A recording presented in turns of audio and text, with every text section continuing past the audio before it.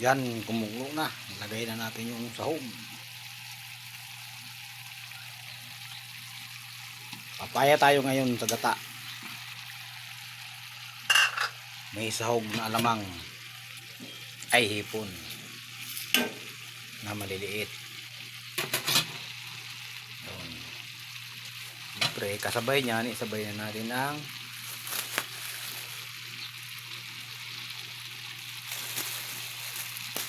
kakanggata. Ayan. Wow.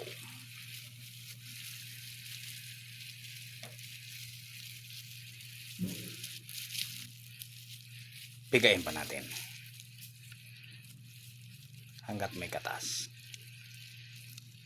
Sayang ang 25 pesos pag hindi mo piniga.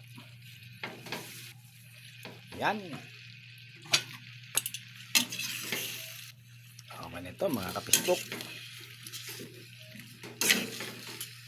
Kumusta? Ano ulam nyo ngayon mga igoy? Kami ito lang. Pag umabot hapunan to, ayos na. Kunti lang naman kami. Maraming salamat. Thank you.